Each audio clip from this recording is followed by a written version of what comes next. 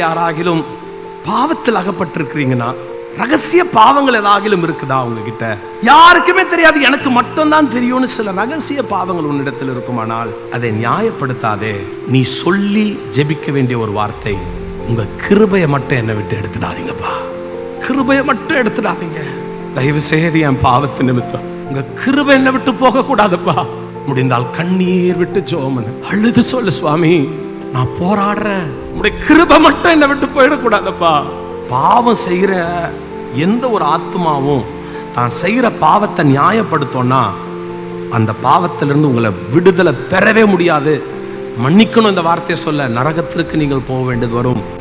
நீங்கள் பாவம் செய்யும் போது ஐயோ நான் செய்கிறது பாவம் நீங்க மனம் கசந்து அழுவீங்கன்னா 99% உங்களுக்கு வாய்ப்பு இருக்கு இயேசு உங்களை நீதிமானாய் மாற்றுவதற்கு.